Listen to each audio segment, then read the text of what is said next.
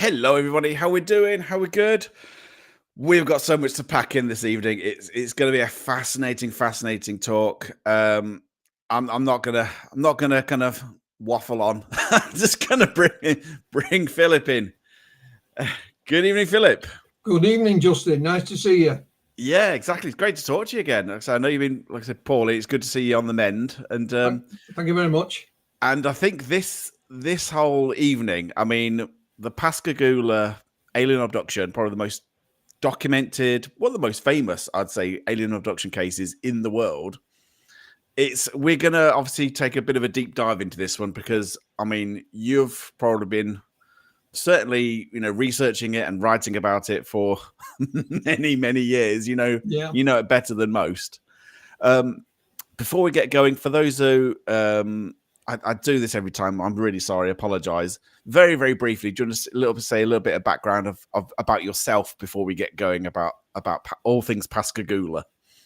Oh, me, I've been at it a long time, Justin. I started way back in 1980 when I joined a local UFO group called the Yorkshire UFO Society, which was set up by two brothers, Graham and Mark Birdsall, who later went on to publish the very successful Newsstand magazine. And I moved on from the Yorkshire UFO Society to join BUFORA, the British UFO Research Association. And I did many jobs for them. I was their press officer, conference organizer, director of investigations. I was the MUFON representative for England. And then in 1999, I took seriously ill, so I had to take a back step, so to speak. And when I got back on my feet, I decided not to join any more UFO groups. I'd just do things the way I wanted, and whatever came my way. And then in 2015, I started Flying Disc Press, which published not only my own books, but books from authors in different parts of the world. And that is still running, although on a limited basis, because this last year I've not been in the best of health. Yeah. But we are planning more books for next year. So all that keeps me busy, along with, children and grandchildren and having to pay the mortgage and all the usual things that everybody else does, Simple as that. I just before I say, because people will mention it, I've never seen so much alien and UFO stuff behind you as I have in your house. That's incredible. You've not seen anything. I mean, as a kid, I used to collect model airplanes, and I used to hang them from the bedroom ceiling on a bit of cotton. And some years ago, I used to buy and sell. I used to trade in these things, but it just ended up with the buying and not the selling. And people donate things, which is very nice. I don't sell anything. I don't give anything away. But it is pretty much located this one room with a bit out in the hallway and some more books in the other room. But that's the limit. Yeah. And my wife will let me go. Right. Let's get cracking, because I think to be honest, with the audio recording you sent me, I think we're going to go over the hour. I've got to say, okay. Because if that's okay by you, because there's a lot we kind of have to get into. I suppose before I'm trying to think. Well, let's do the basics. I know you've mentioned it briefly on the podcast before, so I'll just show you. This is the kind of pretty famous image now. This has been in loads and loads of UFO books. Of Charles Hickson on the left-hand side and Calvin Parker on the right, taken pretty much at the same year, I'd imagine, that this incident took place. Do you want to kind of explain? I would do this in a very brief way, I suppose. The crux of their experience in October of 1973. Yeah. Now, Charlie Hickson and Calvin Parker's families had grown up together. And so they knew each other. Calvin was friends with Charlie's son, Eddie, for example, at about the same age. Now, Charlie was living just outside of Pascagoula in Mississippi, down on the coast. Calvin was back home, 200 miles away in Laurel, Mississippi. He'd just got engaged. He was going to get married in November, but he was working all the hours that God sent. And his fiancée wanted him home a bit more. So his father said, why don't you ring Charlie Hickson up? He's a foreman in the shipbuilding yard. Walker Shipbuilding, might be able to get you a job. So he did. And he says, yeah, we're hiring. So Calvin got a job as a welder. And the idea was he would live with Charlie Monday to Friday, pay him some board and lodgings, go on a weekend. And if they liked it, maybe after they got married, they could find their own place there. He bought a brand new car, a bright yellow Hornet Rambler, and I used to take the mickey out of Calvin and that, saying you must have looked at Bobby Dazzler in a bright yellow Hornet Rambler. Would you know what a Bobby Dazzler was? No, and I had no idea what a Hornet Rambler looked like either until I found one online. So literally, the first day at work in the shipyard for Calvin was October the 11th, 1973. He was a welder. He didn't mind hard physical work. He was driving Charlie home that night. Calvin didn't know this area at all. And Charlie said, fancy about a spot of fishing tonight, son? I mean, they both really loved their fishing. Yeah. Yeah. They had a quick bite to eat. They set off. They bought some bait on the way and pulled him down by the Pascagoula River. And, Charlie's giving him directions. And as they're pulling, driving down, this wasn't an out-of-the-way place, Justin. It was a bit of a dump, if I'm honest. But it wasn't in the middle of nowhere. And they passed the no entry sign, and Calvin wasn't happy about that. Charlie said, I'll take no notice. I come here often. So they found a spot, they're fishing. The bugs are biting the living daylights out of them. So they said, no, we'll move to another place. And there was a little pier. There'd been a little shipyard there, but it was long since gone. So they sat down on this pier, rods in the water, quite happy. This is what fishermen do. Yep. Then they heard a little buzzing sound. Now, the Pascagoula River is also known as the Singing River, and it's said to sing. It goes back to when the indigenous Indians lived there. Apparently, there were two tribes going to war, and one thought we're going to get wiped out here. To save faces, they all committed mass suicide in the river. And as they were going into the river, they were singing. So it has the name of the Singing River. Then from behind them came this blue light. Calvin immediately thought, it's the police. We shouldn't have been going past the no entry sign. We're going to spend the night in jail. Yeah. So they both stood up and looked around. And of course, it wasn't the police. It was we'd call it a rugby ball shaped object was descending. Two very brilliant lights on its left-hand edge. And it stopped about a foot and a half above the grass. The marsh grass is 6 or 7 feet. So it was 8, 9, 10 feet in the air. Out of nowhere, an opening appeared. This dazzling light came out of it. They had to shield their eyes from it. And 3 bulky-looking creatures floated out. And I mean floated. Again, they didn't touch the ground. I have an image. There we go. Yeah, that's not bad, actually. There we go. They were described as being about 5'4", bulky, no neck, head straight down here, pointed protrusions out of the front, one out of the each side.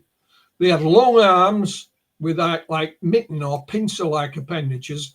Their legs didn't move at all. They were just wedged together. And they said their skin, if that's what it was grey and wrinkly. And 2 got hold of, that's it, that's one of the earlier drawings of them. Yep. And so 2 of these grabbed hold of Charlie, and he felt some kind of injection in his arm because he was terrified, and then he was instantly calmed. One got hold of Calvin, and the same happened, and they floated them towards this thing. Calvin thought they're going to break my arm, but they didn't.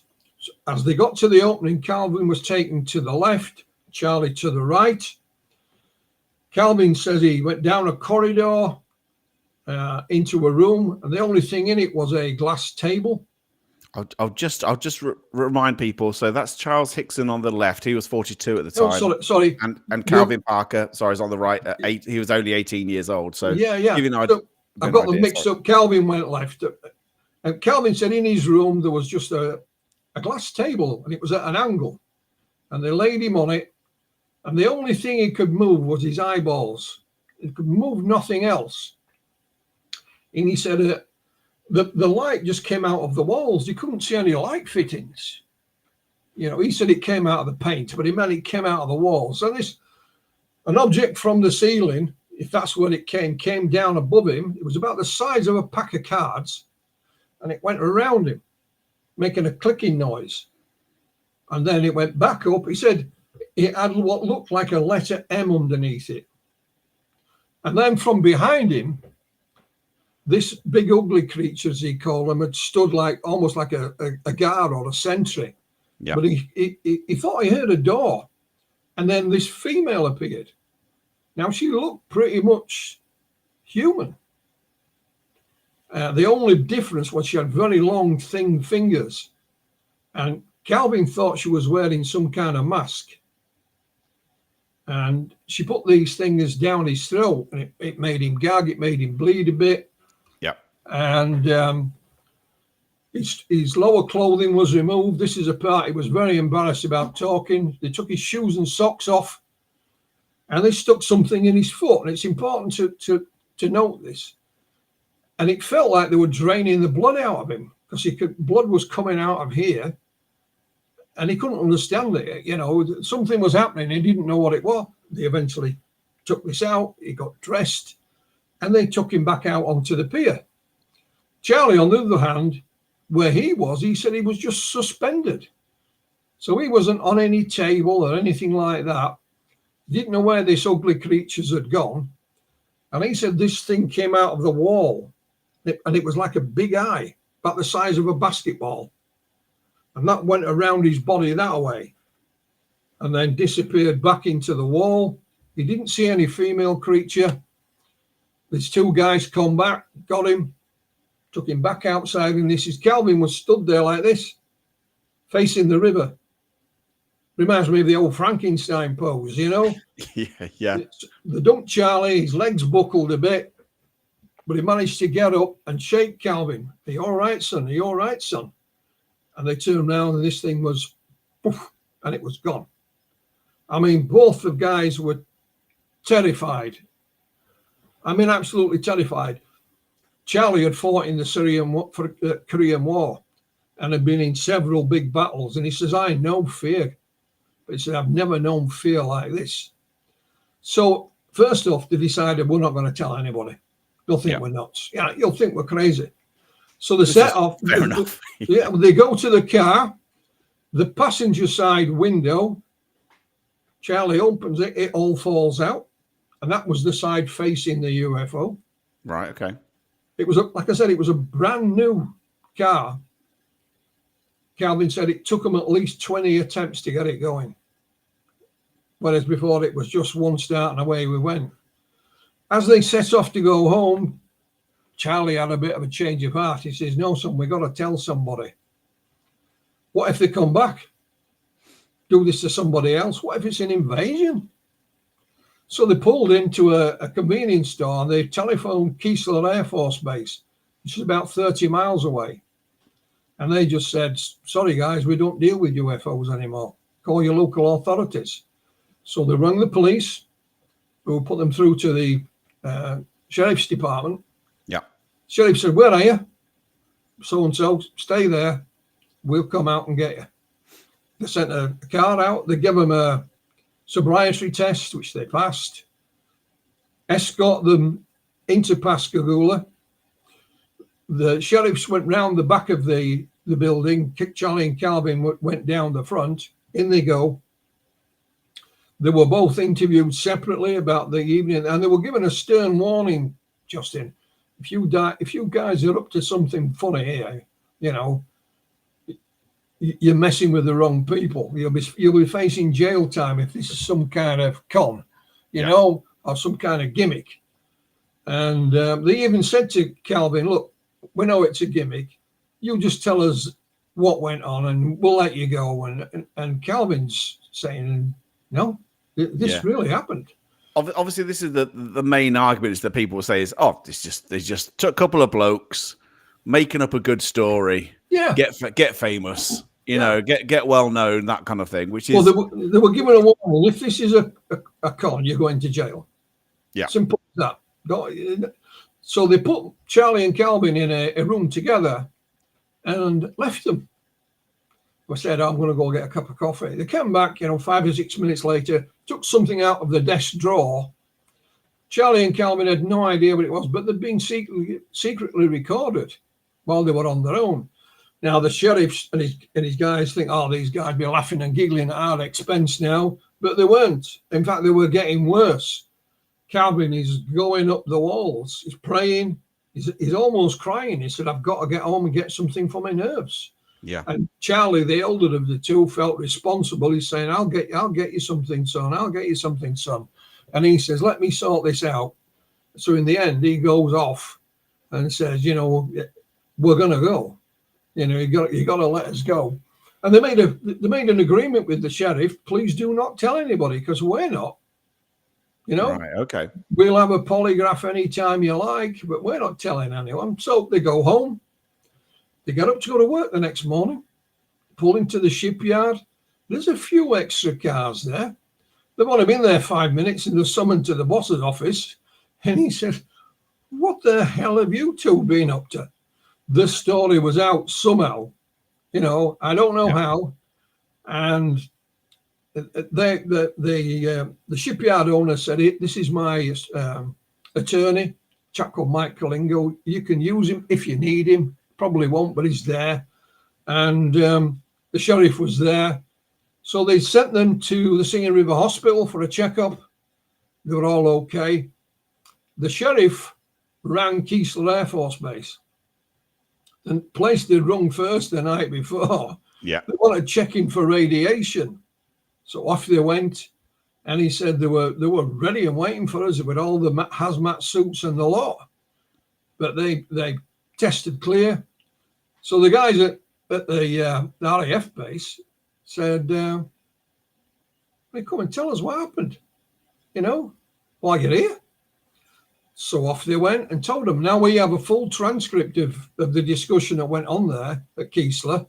They didn't have a recorder this time. They had a stenographer. So it was all recorded. And the transcript, I believe, is 17 pages long. And that was it. The story was out. There was news crews hunting them lying low. Calvin wanted nothing to do with it. He thought, if my father-in-law finds out about this, bearing in mind, Calvin was only 18. His fiancée was 16. He needed parental permission to marry her. And he thought, there's no way he's going to let me marry her. They think I'm bonkers. That was on his mind. Yeah,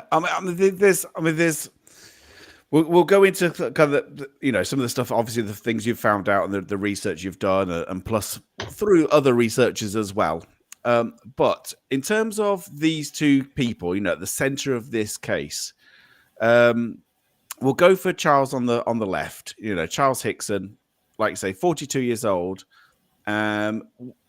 I know you spent a lot of time with Calvin Parker in later years, and obviously worked together on his recollections and books, and obviously part of your research.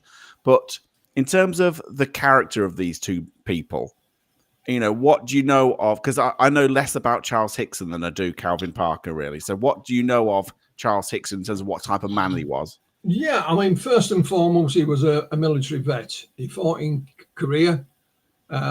In the army, was in several large battles, so we're led to believe.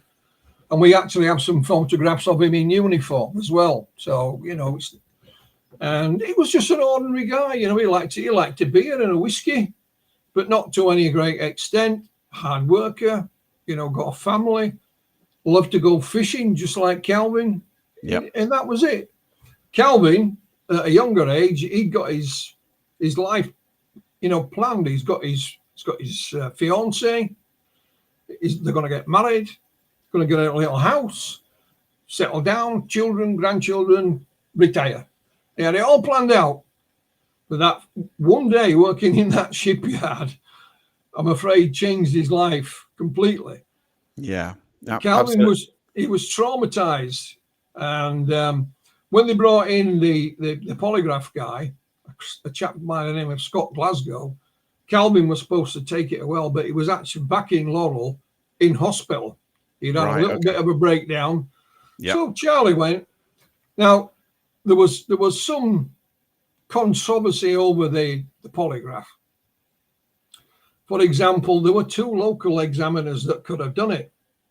And I find out why they didn't do it. One says, I'm not getting messed with UFOs. I'm not getting involved with UFO stuff. Yeah, We've heard that before. Yeah, fair enough. Yeah. The second one rightly said, I only give polygraphs to people who've been charged with a crime. They haven't been charged with anything, therefore I'm not interested. Right. Now, I mentioned Joe Kalingo, who was the shipyard's attorney. He says, I've got a friend who runs an agency in New Orleans. Maybe you can help. And he phoned him. He said, yeah, we've got a polygraph examiner. And they got it for nothing. They didn't have to pay. So he came over, rather skeptical, I might add.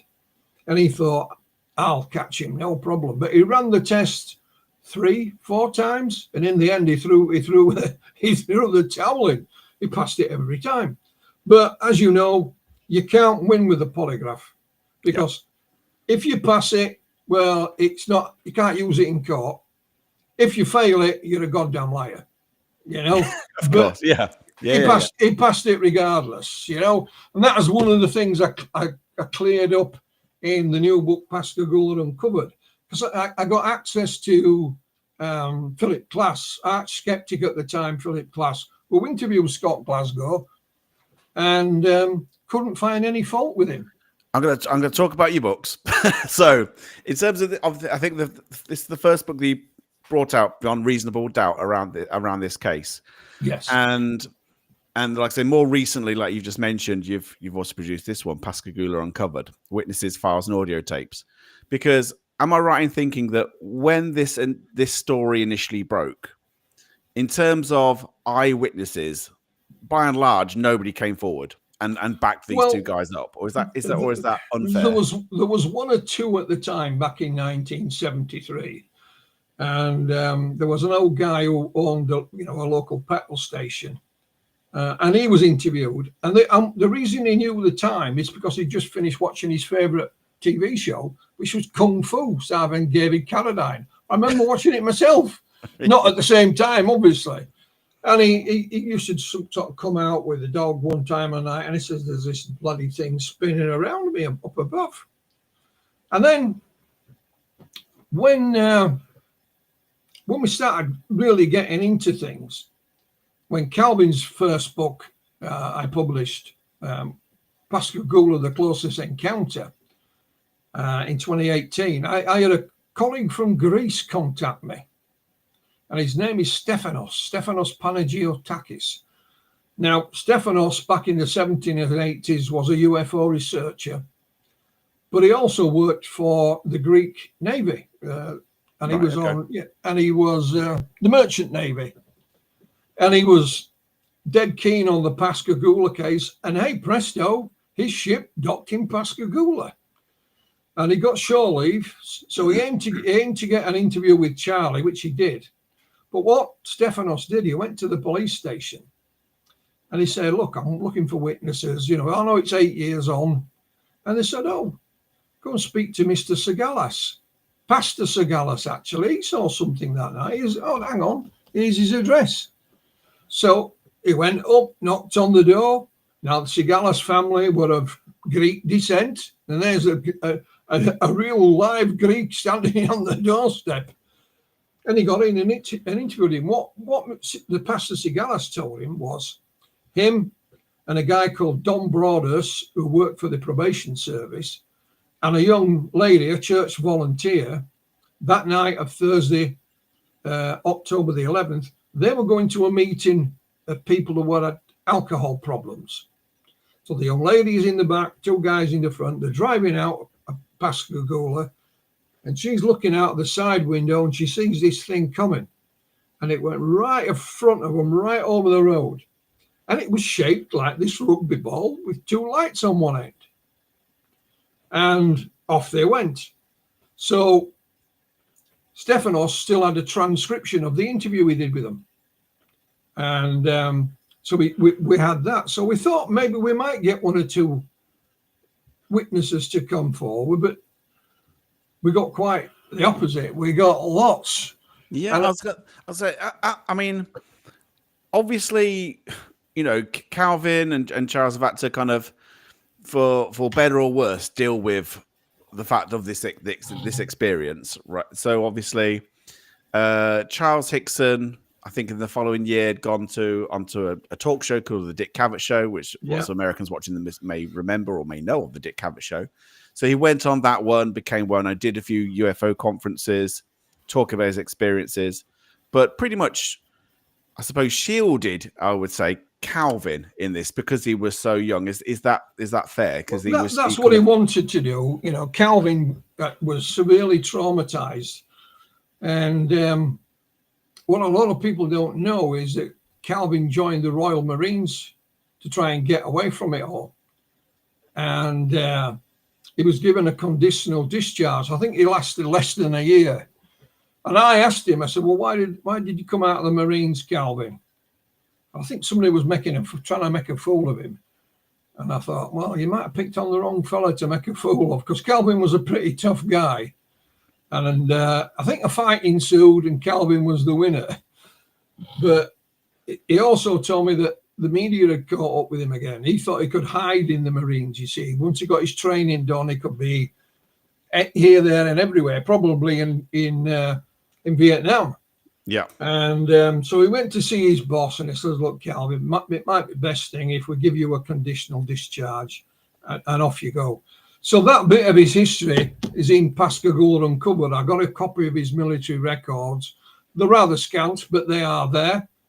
And if it were up to him, he would never have talked about it ever again. He used to get miffed when he saw Charlie on the TV or, on a talk show. Like the Dick Cavett Show, what we have in the book is the transcript from the show.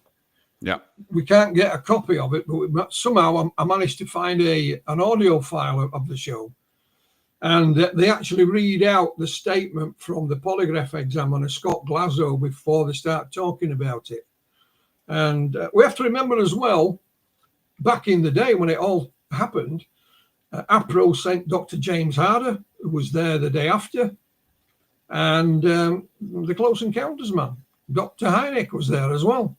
Yeah, I'd say within 24 hours, he was already investigating that. I mean, news must spread very quickly. That's all I could say, even in the 70s.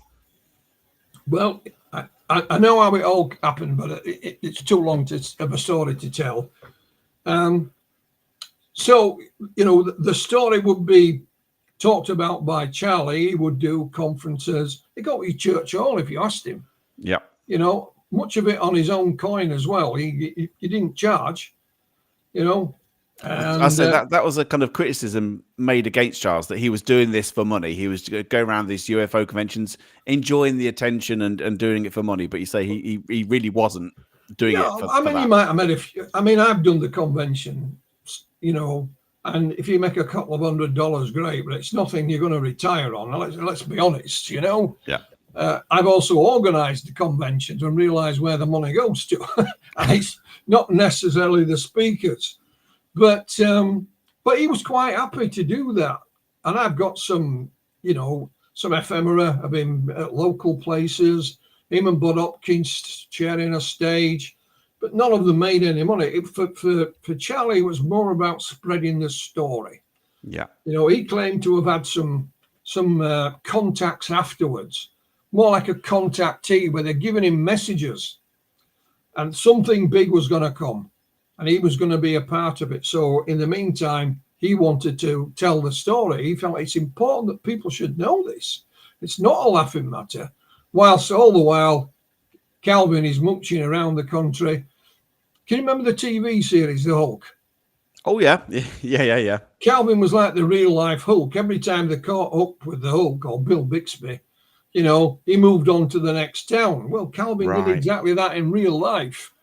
I was going to say, you mentioned obviously in your book that Calvin Parker, from that incident was deeply traumatized by his events. He genuinely never really recovered from it and had mental health issues and absolutely and real issues for the he had suicidal he had suicidal issues.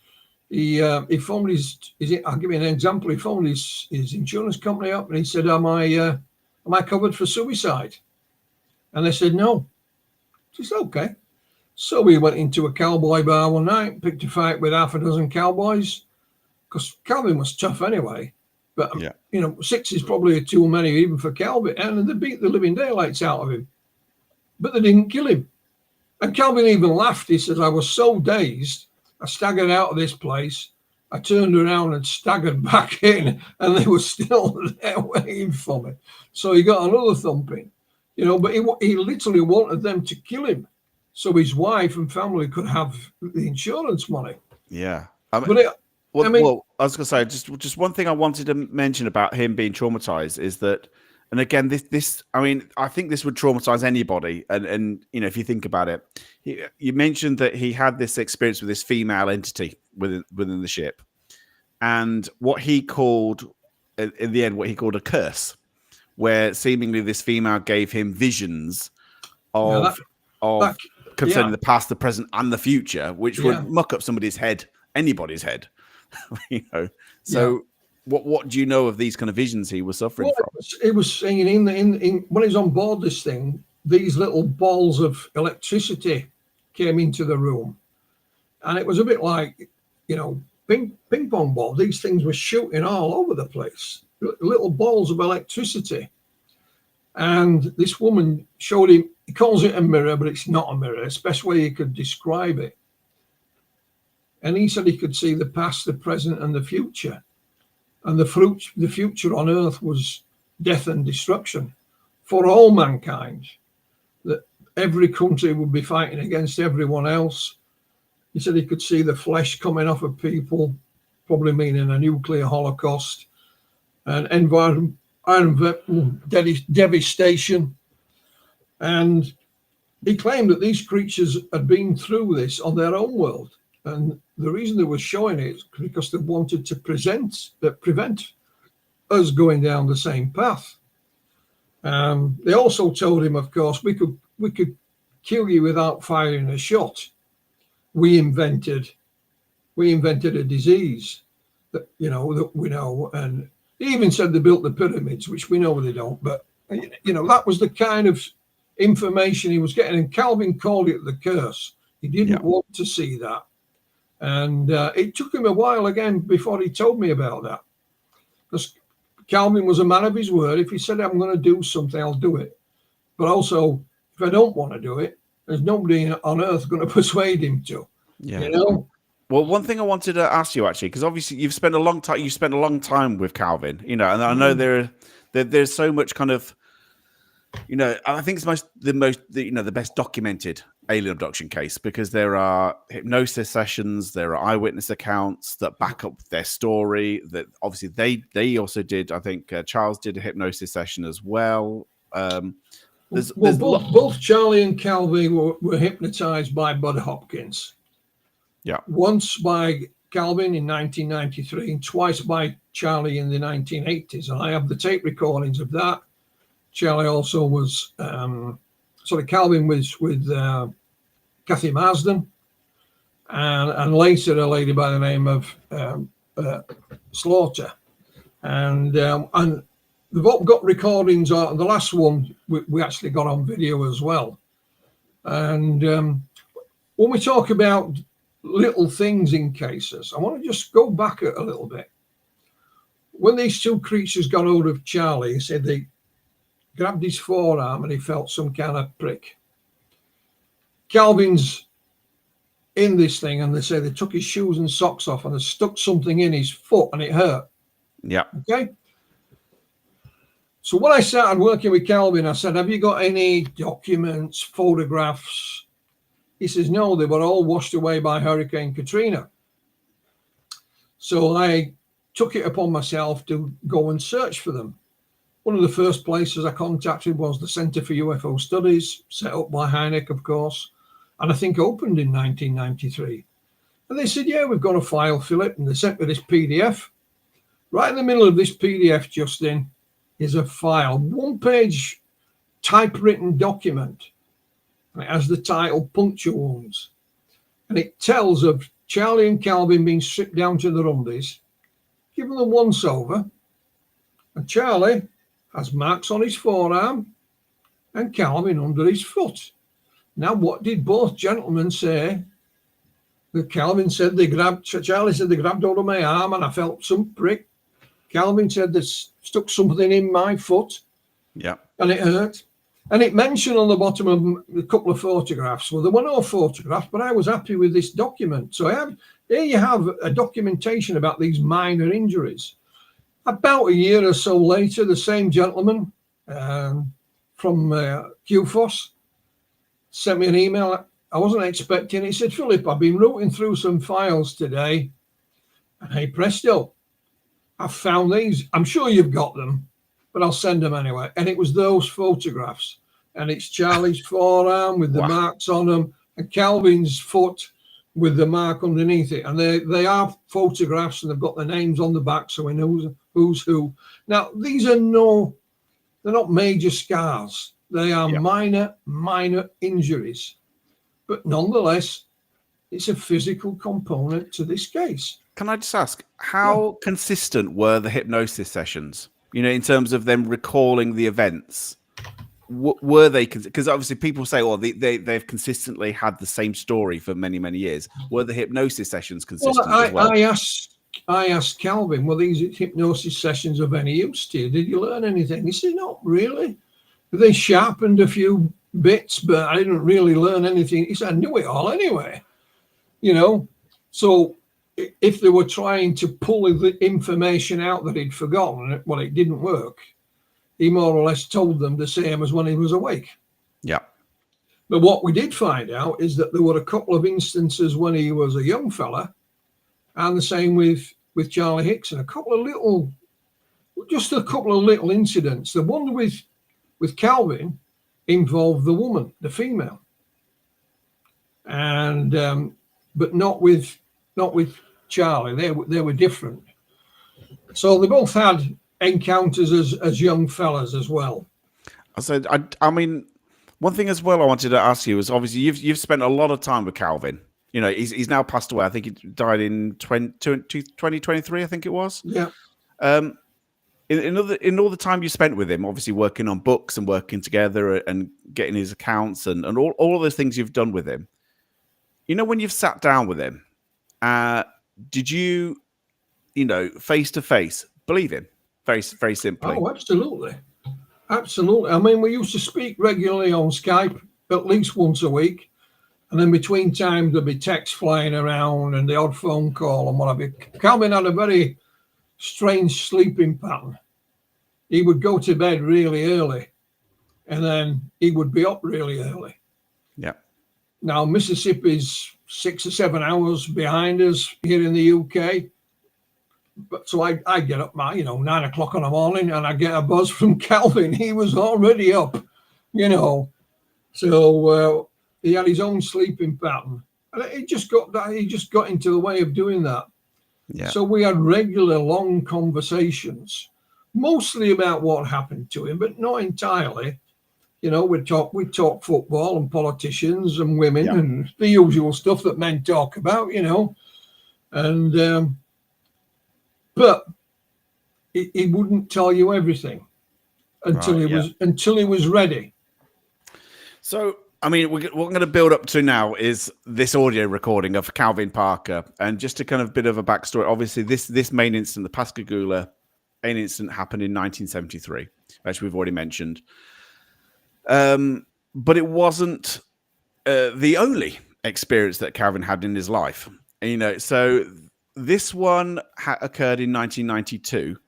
When he first told you about this, were you kind of stunned? What was your reaction? He never told me about it. Oh, he never did? No, I found this recording after he died. And I spoke to Calvin 3 days before he died on the telephone. I told him a lot of people were sending him good wishes and prayers. Yep. And I told him I loved him like my brother. I cried. Don't mind admitting that. But he never told me this. And what I did promise him is that I would be the torchbearer for the case. Myself and my colleague, Dr. Irina Scott, who's worked with me, you know, hand in glove on this. And we would carry on. for what I would do every now and again, Justin, you think everything's on the internet, don't you? Oh yeah. Yeah. But every now and again, when I got, I might be a bit bored or whatever, I'd do a sweep. And it's amazing little, things you can pick up. You might get somebody who commented on a chain or something like that who hadn't. But this time I found a little website that hadn't been attended for years. It's set up by a journalist. Yeah. And embedded into it is 2 little videos of Calvin Parker. Looks like early 90s. Okay. Because Calvin's put on a bit of weight, like me, lost his hair, And so the first one, Calvin's really upset and he's talking about what happened in 1973. The next one, I'm thinking is going to be a continuation of it was an incident that happened in Baldwin, Alabama, I believe. Yeah. Baldwin, Alabama in 1992. 1992. I had never heard of it. So I got a colleague of mine to download the video, the audio, and the audio is what is going to be released here for the first time ever. It's in my book, Pascagoula Uncovered. I have transcribed it, and there's a couple of pictures. The only picture is Calvin just standing there talking. So, yeah, I mean, for everyone, like I said, this is obviously never been heard publicly before. This is Calvin Parker, like I say, he's since passed away, talking about this incident in 1992.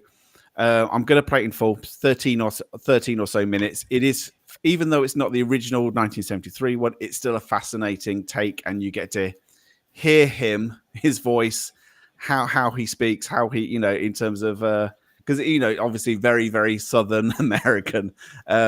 Now, obviously, he does mention that the aliens produced a disease, and that being and I suppose in the early 1990s, AIDS was huge nationally and internationally in terms of it. And he talks about the aliens creating AIDS, which may offend some people. So I've got a little warning that some people may be offended by this, but I'm just going to play Calvin Parker talking about his incident for the first time in the world. I'll tell you about the facts.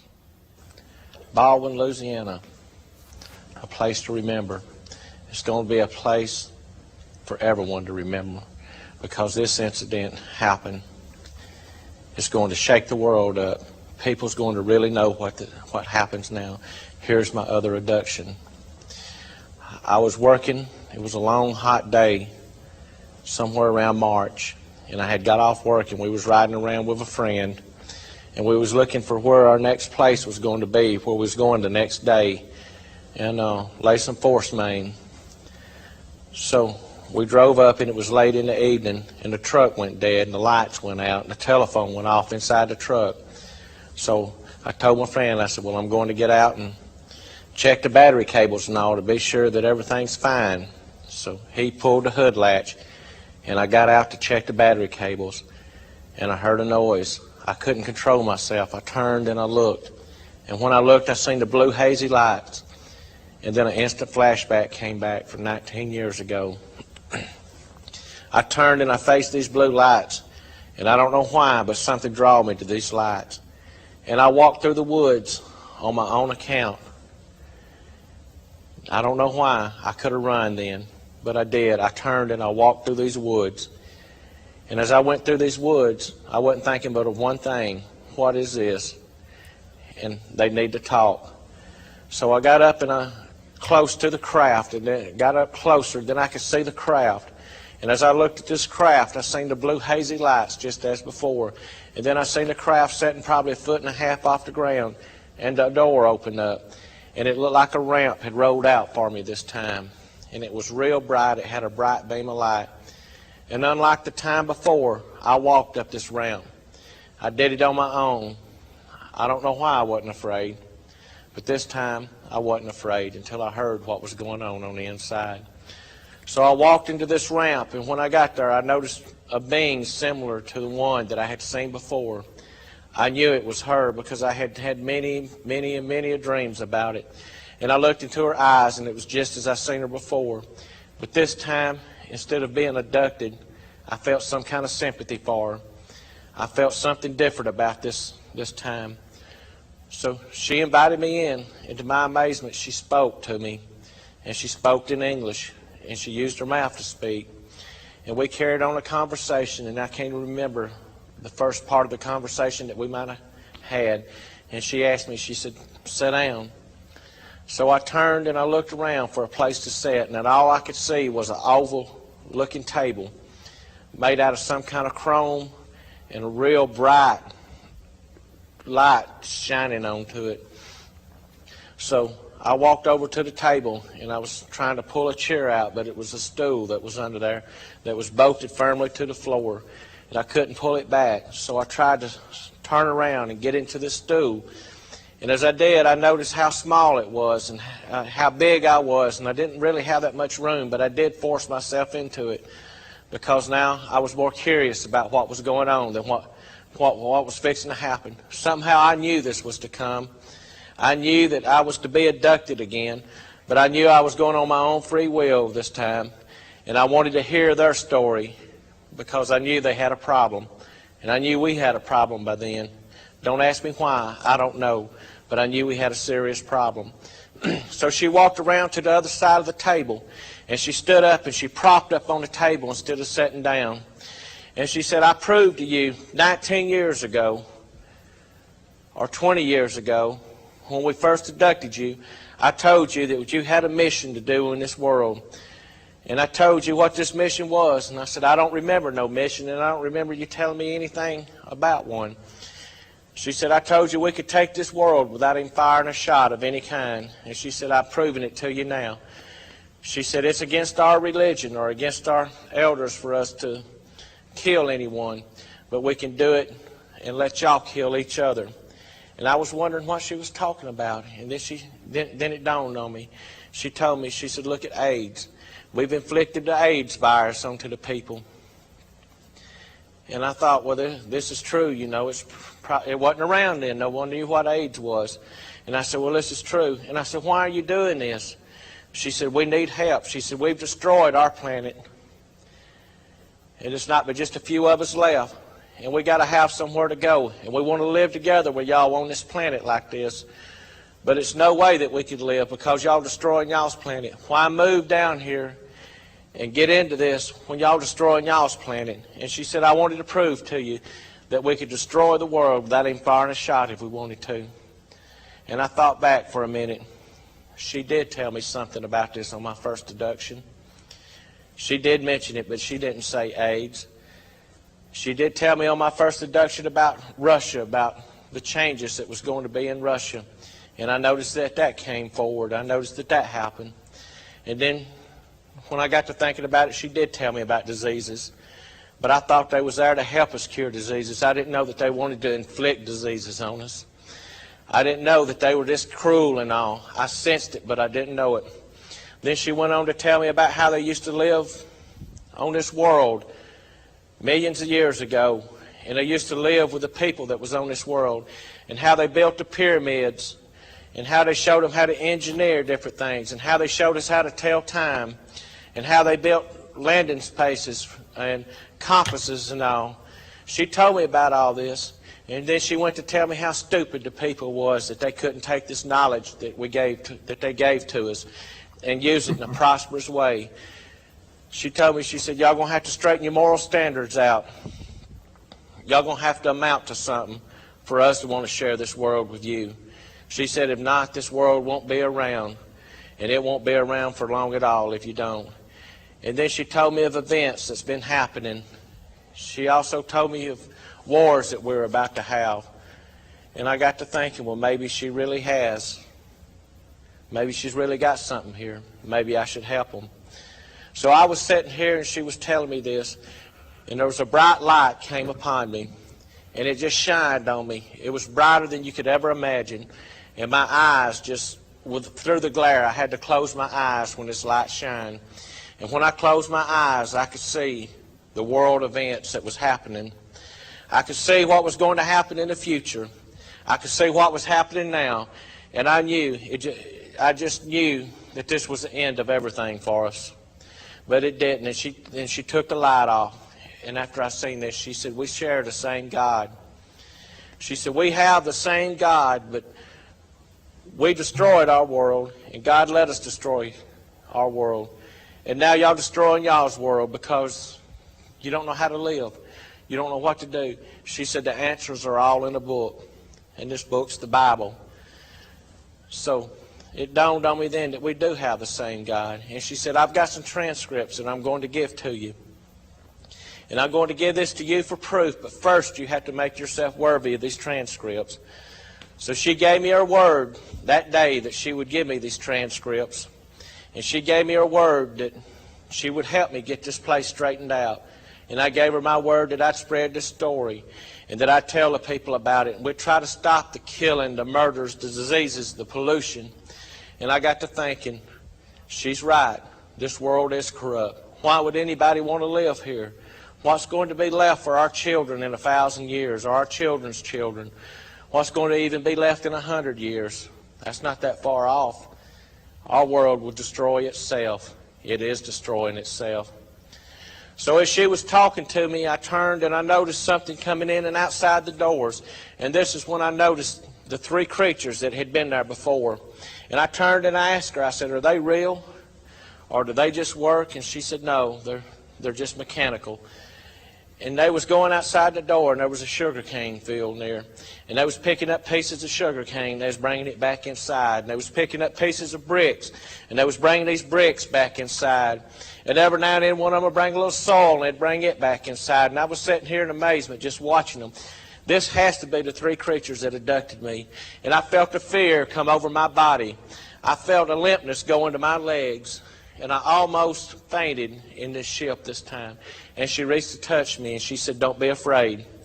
She said, you have nothing to be afraid of these. You have nothing to be afraid of me. What you need to fear is your fellow man. Your fellow man is the one that's going to destroy this world. And she said, I'm going to leave you with the proof, and I'll come back to it to change this. And if there's any way that I can change this, I'm going to change it. And this is when I decided to tell my story. After 19 years of silence, I decided to tell my story to the people. And I've got to get the message across to the people, and I've got to get it across to the public. We've got to change our ways. We've got to start doing what's right. We can't keep going like this. We can't live like this. And this little small creature from another world let me know this.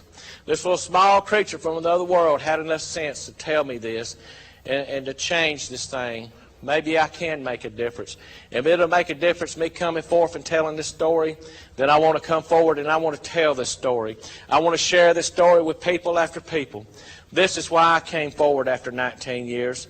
No other reason. I have a mission. I'm on a mission from God to tell the people about this, and this is what I'm going to do. Then I turned and I walked out the craft, and she walked out slowly behind me, almost as a host would lead you out to the door. And I caught myself walking gradually down the ramp as I got to the ramp. And I noticed off to the left of me and off to the right of me, these creatures was around digging in the soil and picking up different things. And I was wondering. And then I heard a noise, and then for some reason she hollered. She says, no, don't do that, or not that. And I was wondering what was wrong with her. And I looked, and I thought she was talking to me. But my friend had already made it to this craft, and he had a tar tool, and he was fixing to really come in there and get me. I guess he was worried about me, and I never even thought about him the whole time that I was in there. It never even crossed my mind to even think about him. So he stopped what he was doing, and I caught it, and I said, no, don't do this. And we turned and we walked, and we got to this truck, and we got inside the truck, and it cranked, and we went back to the motel room that night. So I sat up in this motel room, and tears started coming to my eyes as I seen our world being destroyed. I know that she's going to be back to see me. I know that she's going to bring these transcripts to me, and I'm sure that they're the same thing as what our Bible is. I know that we have the same God, and I know that we're destroying our world. I know that these creatures have inflicted AIDS on us, and I know that they have a cure for this if they'll just help us. But we've got to prove to them that we can help ourselves first. We got to prove to them that we can share this world with them. And I took all this in, and I studied emotionally, and I wondered and wondered what to do about it. And I started just to keep my mouth shut about it and not tell anyone, because 19 years ago and all this stuff was dropped now. But now it's back in the light again. I've got to tell the people. I've got to tell the people of my second abduction. It's not a space movie. It's not a space story. And I'm not crazy. I'm a very sane person. And I've been sane all my life. I've never had a nervous breakdown. I've never killed myself. People has often wondered what's happened to me. All I've done through the years is worked hard. And I've worked hard, and I've tried to house something and tried to make something and try to hold my family together as a unit. But my family was destroyed over all this. And just here recently, my family's back together, and I'm pursuing this deal, and I'm going to see it to the end. And that's my story.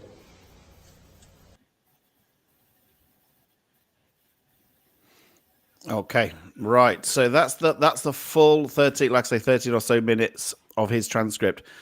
I mean, obviously, quite a few people in the comments were saying, "Well, it sounds almost like an evangelist." Obviously, talking about the Bible, talking about all these things. Yes. What was your opinion when you heard that for the first time? Did it sound like him? Did he come across like that usually? He'd now come across as a man on a mission, and he wanted proof, that he could show somebody these transcripts that she was talking about. But potentially there also is a witness there, his colleague who turned up with the tire iron. I have no idea who that was. So potentially, if this is true and this all really happened, there is an independent witness to it.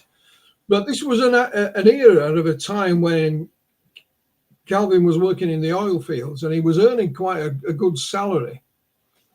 And he and Charlie and a local businessman had decided to set up a cable station to tell the story, not just of them, but others. And of course, Calvin went on to have another encounter the following year in 1993. Right, okay. But didn't get any transcripts, I'm afraid. And that brought it to a culmination. The bare bones of the next one, Calvin went out fishing on his own in a little boat. Was only to be gone for a few hours. I think it was around about March time again, 1993. Such a good bottle of water and a sandwich. Then he's sailing along, and there's a cloud above him. Only the cloud opens up, and it's the same creatures, the ugly guy and this woman. And the same kind of thing happening. There's these balls of light dancing around this room. He's ducking and dodging them. And he's thinking, and excuse my language, I've had enough of this shit. Because this is now the 5th time he's seen this woman. And she hasn't delivered the goods. And she's just taking him at will. In all these incidents, and did you know about the 1992 one, what he was talking about there? But did you know about any of the others? No. Not initially, no. I'll tell you how we came about them. So what he did, he got hold of this woman and he bashed her head against the wall. And he says if there's a door there, we're both going out of it. So the big guy got hold of him. He was taken back. When he gets back to his boat, it's now dark. It should still have been light. And his wife had even driven out to him.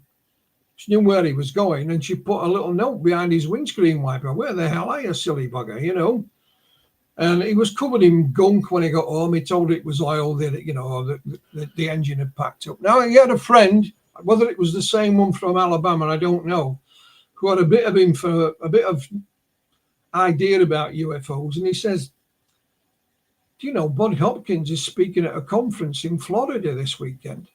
So they literally jumped in the car, unannounced, drove to Florida. His mate went in the hotel where the conference was being held, managed to get hold of Bud, tell him Calvin's outside and something's happened to him. So I knew Bud pretty well, but being the lovely guy that he was, he says, here's my hotel key. Get yourself off there and I'll meet you there. So they did. They had a chat and he put him under hypnosis in the hotel. And he told him everything. But he also told him about what happened. Curiously, in this hypnosis session, he didn't mention what had happened the year before, which we've just heard. He went through the details in 73 and the two little things that happened as a child. Similarly, a few years later, when we had Kathy Marden put him under hypnosis, same thing. Talked about 93, 73, and the two things as a child, but not the one in 1992. Before I go to people's questions, because I know that there'll be plenty of questions about the original story and the follow-up stories and what you may have just heard as well. I just want to point a couple of books out and some things that Philip's been involved with. So I know it's a little bit blurred, but obviously there's the Beyond Reasonable Doubt book. I know the lovely Tim from Dark Vale has been posting lots and lots of links to Amazon for all your books, Philip. So thank you so much for that, Tim. Thank you. Thank you. Beyond Reasonable Doubt one. This is the more recent one. Again, all of these are full of transcripts. They are full of eyewitness accounts. They're full of the hypnosis sessions, the photographs, the secret tape that was made by the police, the transcript of that. And also, one thing we haven't even mentioned at all, this 4-part docu-series that you're part of written called Pascagoula 73. Yeah, Pascagoula 73 is on Amazon Prime now. So if you are an Amazon subscriber, you can watch all 4 episodes. It won't cost you a penny. Look at that. So there we go. Check it out. If this case has done nothing more than kind of pique your interest and get you to look further into it, and like I say, one thing I will just mention that Philip said. I mean, out of all these books and all these years. At the very end, I think, of the last book, because you said very kindly sent me the manuscript of the Pascagoula Uncovered, you literally wrote just a paragraph at the end saying, I don't have any opinions. It's a case of what do you think? Based on all the evidence and all the research and everything else, it is open for debate. You're not swaying it one way or the other. Oh, absolutely. No, I mean, I never see my job as being out to indoctrinate anybody on any case or on the UFO phenomena in general. What we've tried to do with this work is say, look, this is what we found. These are the witnesses we've interviewed. Here's their accounts. You draw your own conclusions. Because when I say conclusions, it may be plural. There may be no one answer for this. It may be several answers. I don't know. And the reason we called the other book Beyond Reasonable Doubt, we had a working title for it, myself and Dr. Scott. And I was watching a courtroom drama on TV one night. I said, you need enough evidence to prove beyond a reasonable right. And I went, holy shit, I must email Irene that now or I'll forget. And I emailed Irene, how about I missed a title for our book? Spot on. And we believe that. We believe that if we could take all this evidence, all these witnesses, and we haven't really mentioned any of the witnesses here yet, really, and put them in a court. We couldn't prove that these aliens. What we could prove is that something extremely bizarre took place that night. What I've said is that Charlie and Calvin and others were all ordinary people. Yeah. But on that night, they encountered the extraordinary. Whatever the hell that may be, I don't know. But they certainly encountered it. Yeah, absolutely. Yeah, that's the thing which I find really fascinating. Because, so we've not talked about, like say, eyewitness accounts like Maria Blair, who you've talked about her sessions. Well, Maria Blair. Let's go into that. How this came about. Calvin had done a little video interview that had gone online, and I was reading the comments underneath it. And this lady said, "My mum and dad were on the opposite side of the river that night, and they too saw the UFO." That grabbed my attention. Yeah, I bet. So I found this young lady, I think, on Facebook, and I said, excuse me, who are your mum and dad, and can we speak to them, please? So she said, I'll ask. She says, yeah, they'll speak to you. It's Brian and Maria and Jerry Blair, Maria and Jerry Blair. Spoke to Maria first, and they said that her husband worked in servicing the oil rigs out in the Gulf. They were down by the pier waiting. They've got a boat. They were just waiting for the captain to come. He was late. Said it was a warm night. The moon's shining.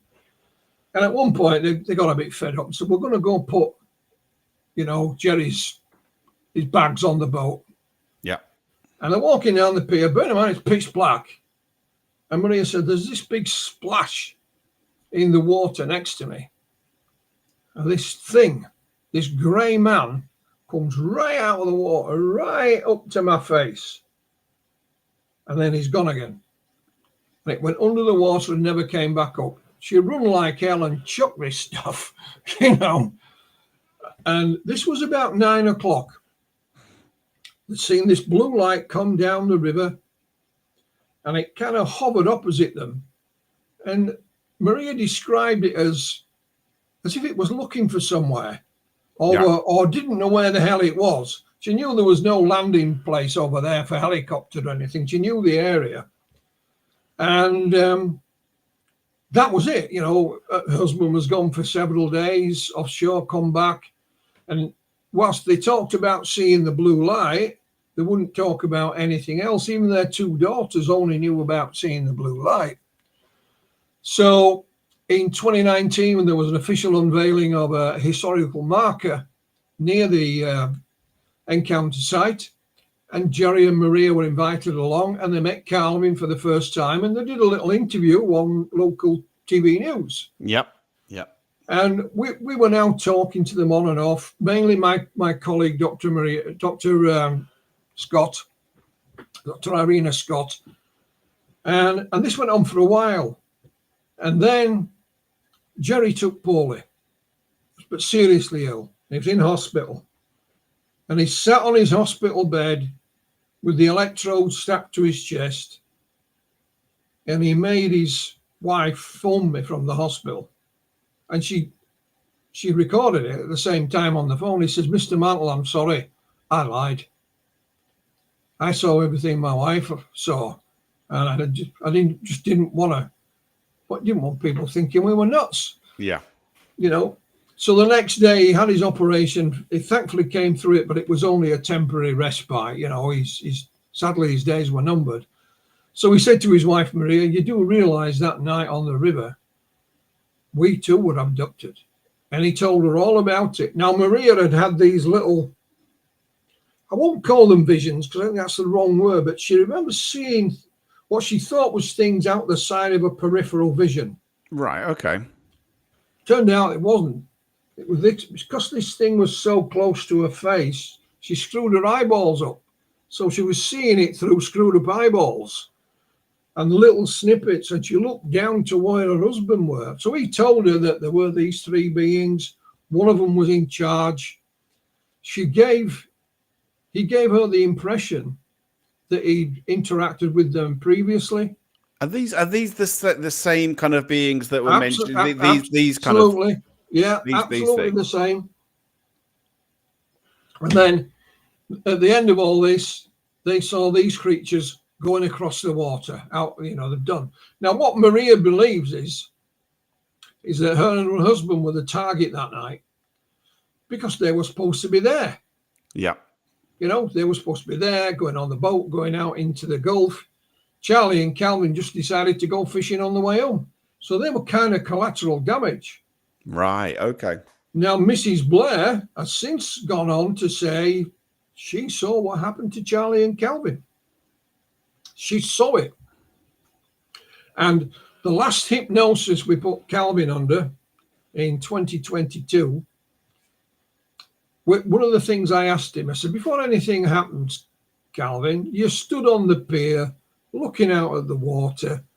Just tell me what you see. This was via the hypnotherapist. He says, I can see a boat. It's a NOAA boat. It's got the name NOAA on it. Yep. There's the bridge, you know, with the cars going over. There's the other bridge where the railway goes over.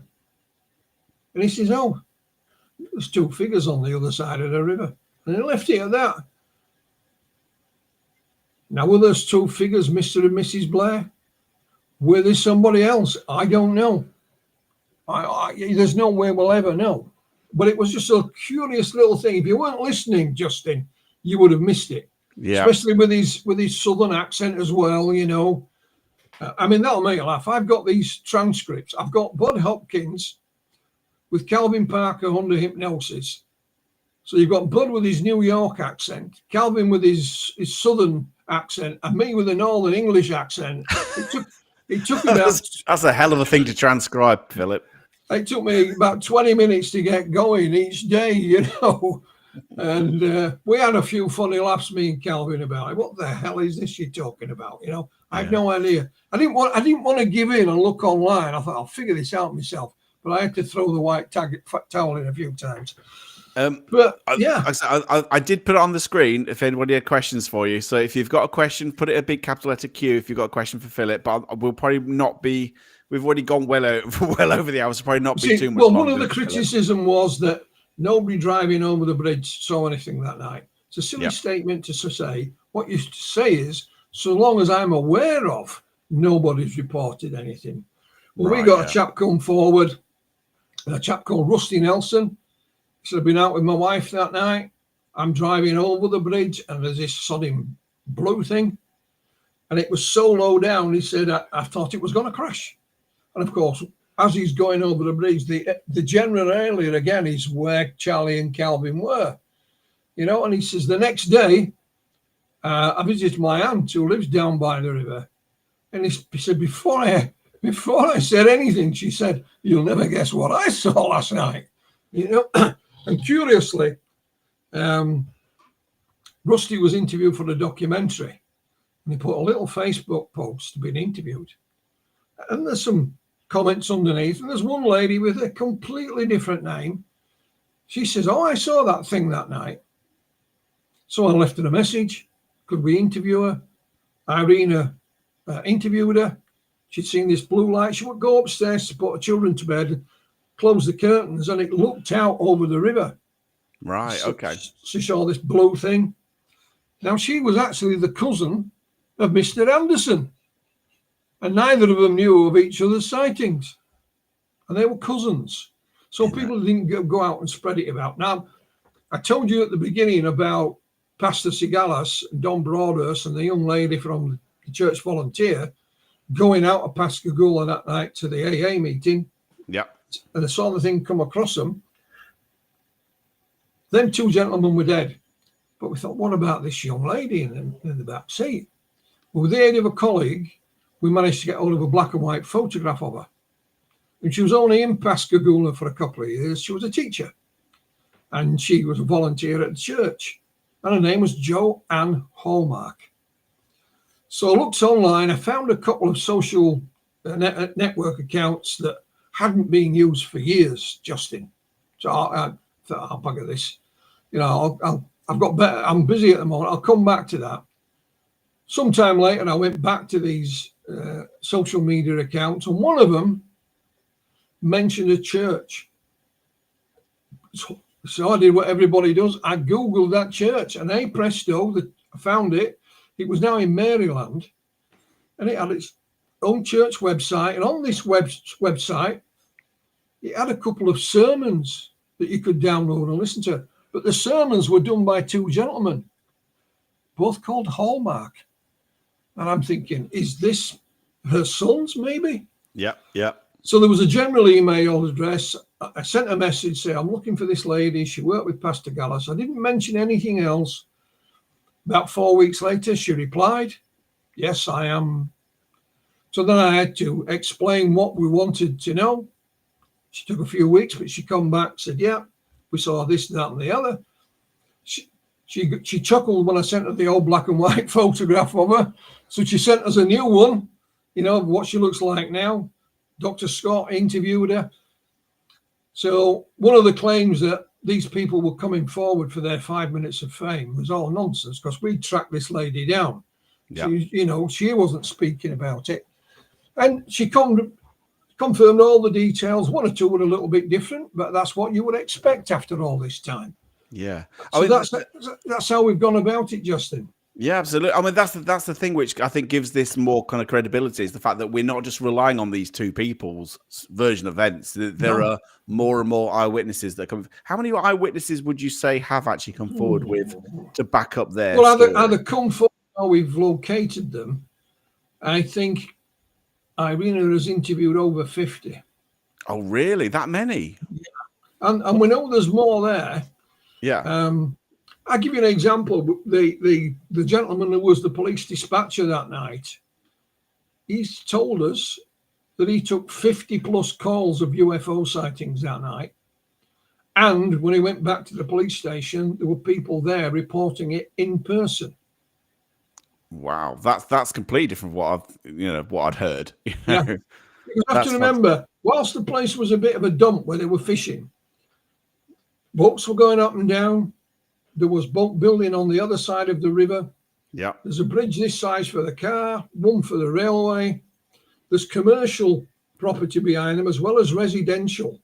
So this wasn't in the Mississippi swampland, you know? Yeah, absolutely. Go on, carry on. I'll answer this. It's just saying, Roger's saying, hello, Philip, in your opinion, which factors make for a credible UFO witness? Well, what's credible to one researcher is not necessarily credible to another, you know? And we could mention some certain people who I don't find credible at all, but that's just my opinion. Yeah. But sometimes people, witness-wise, who've got more to lose than gain by going on the record. Yeah. No, that's fair enough. And I suppose as well, is it not just having, it's having multiple UFO witnesses that things get very interesting. Yeah. I mean, yeah, very interesting. Very interesting. Another witness we had, Calvin was doing a book signing in Pascagoula. This old boy came up. I'll have one of them. Thank you very much. Chatting to Waynette, Calvin's wife. Oh, I saw that thing that night, and off he went. What's his name? Nobody had any idea, but luckily somebody had taken a photograph of him. So we put it on social media.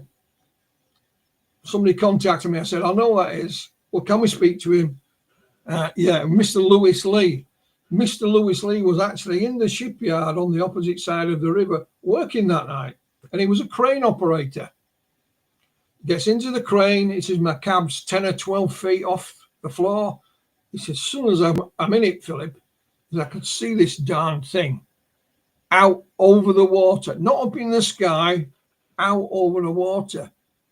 And he watched it for a good while, and he said it was almost transparent. And he said, I've never seen anything like it. The only reason he took his eyes off it was because his colleague below shouted, what the hell are you doing? Yeah. Or words to that effect. Yeah, absolutely. Just a question here from Lee saying, have you done Freedom of Information Acts to request information that 50 UFOs were reported? Or there was 50 UFO reports, I should say. The problem we have with that is when one of the hurricanes went through Pascagoula, it took the police building with it. So all the records were gone. Calvin's own personal little mini collection was gone in Hurricane Katrina. His house was under 12 feet of water. So that's why when I got working with Calvin, we had to start from scratch when it came to documents, photographs, newspaper cuttings. I mean, you name it. And people have been great. Don't get me wrong. They've been great. Whatever they had, I've been given. Now, what's in the new book, Pascagoula Discovered, and it's no great smoking gun, but we actually found the first on-camera interview that Charlie and Calvin did. Oh, okay. And it was the day after. They were ambushed in a polite way as they came out of Keesler Air Force Base. So what you have is Charlie and Calvin standing with their back to the camera. In the middle of them is the journalist looking at the camera, and he's interviewing them. And he's called Mr. Van Payne, and I have that interview. And from a historical point of view, it's fascinating. However, on the same reel of film, he had another interview with a gentleman. I can't remember his name without looking in the book, but he was the civil defense radar operator. He worked in the weather station. Guess what? He got something on radar that he couldn't recognize. And then the third interview is a local taxi driver who claimed a UFO landed in front of him and this claw-like creature got out of it.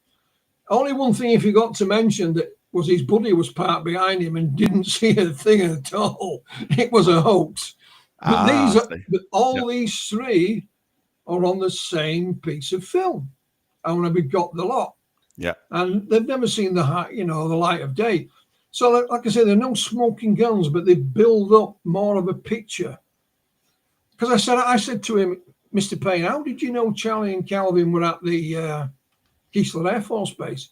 He said, I was tipped off the night before. I had somebody inside the police that tipped me off. And he said, I went to Jackson County the following morning and I'd missed them. They'd already gone to the hospital. I went to the hospital, and by the time I got there, they're already gone to Keesler Air Force Base. So he kind of politely ambushed them on the way out. Fabulous. Right. There's one. I'll do one last question here from Phil saying, do you think that people who have been abducted were actually placed here on Earth by the aliens and they are just running checkup tests on the test subjects? Who says they're abducted by aliens? Yeah. What I will say is that they have these very strange experiences. Sometimes they're a one-off. Sometimes that people have multiple experiences. And I don't know what they are. They could well be aliens. I'd be stupid to rule it out. I think anybody would, but I don't somehow think it's as simple as that. Yeah. I don't know. I've got no science degree. I'm no professor. I'm just a daft lad from East Ardsley near Wakefield who got involved with this subject. and I don't know. And whilst Calvin, I think, came to the end and believed they were aliens, he'd considered different options down the years. Yeah. And what Pascagoula uncovered, the latest book does have, Calvin wrote a piece about a year in after I got to know him. And he said, don't publish this until I'm dead. I think he realized then he got something that was going to kill him. Right, okay. It hadn't been diagnosed, but I think he knew. And he wrote it, and it's published in the book for the first time. Yeah, just to kind of that's the one. That's the one. So that's the most recent one. So like I say, if this is kind of what, like I say, this, I mean, trying to cover a lot in an hour and a half is quite tricky. So, so if you obviously there's Beyond Reasonable Doubt is the first book. This one is the more recent one. Pascagoula Uncovered, Witnesses, Files, and Audio Tapes. Please check that out. Or if you've got Amazon Prime, obviously Pascagoula, there's us in the way there, but it says Pascagoula 73. Have a little look. That's on Amazon Prime to check out as well. It's 4-part docuseries. Phew. Yeah, and if you're a subscriber to Amazon Prime, it won't cost you a penny. And I can assure you, you will not be disappointed. Absolutely. Absolutely. Yeah. Right. I think we'll try and wrap it up again. Philip, it's been, just a pleasure again to have you on, to, for all your knowledge, all your experience, and all the time you've spent on this case. Is that done now? Is the case for you wrapped up? Are you going to put it to bed? I think there's one more book coming from Dr. Irina Scott. She's been my co-conspirator amongst all this. And she's going to point out in her new book why she thinks Pascagoula is probably the best case of its kind. Yeah. So she's written it. It's going through the editing stage. It should be out later this year. But unless something else turns up, that will probably be it. But we will still be the torchbearers, because as you pointed out, certainly in the two books that we've mentioned, we've only really touched the surface of what's in them. And sometimes I forget, Beyond Reasonable Doubt we wrote 3 years ago, so I sometimes forget bits that are in it. Yeah, absolutely. But I'm always finding new information. So that's the thing. I mean, I suppose this happened in 1973, and yet you'd think that all of the leads would have dried up long time ago, but obviously not. Well, I'll just give you a little thing. Again, they're not smoking guns, but one of the biggest rock bands in the world, Fleetwood Mac, in 1976, they recorded a song called "Hypnotized," which is partially based on this particular incident. In 1976, the Italian TV company Rai did a 2-part TV drama about it that nobody knew about it. And on it goes. It's firmly embedded in popular culture as well. Absolutely. right. I've kept you long enough, Philip. Thank you so much. You know, like I say, get another drink down you before you've done you've done more talking than me, and I tell you, I can talk. So thank you so much for this. Yeah, and if anybody's got questions for me, they'll be able to find me on Facebook. No problem. I'll gladly try and answer all I can. Absolutely, yeah. Check out Philip Mantle. You'll find him everywhere. He's obviously on X or Twitter, whatever you want to call it. Facebook is on. Is there anywhere else that they can find you? Obviously, the books we've been trying to push as well. On Amazon. All my contact details are on Facebook. They're not hidden, so they can always email me, and not a problem. Fantastic. Thank you so much, Philip. It's been an absolute pleasure. Thoroughly fascinating. Just, you can go down a real rabbit hole. I can see why you spent years on this. Yeah, and I would encourage people to listen to that audio of Calvin Parker. I find it fascinating, even though I've heard it a dozen times. You still pick little things out of it. Absolutely, yeah, absolutely. And of course, if anyone saw things that night or anybody's got any information, please do get in touch.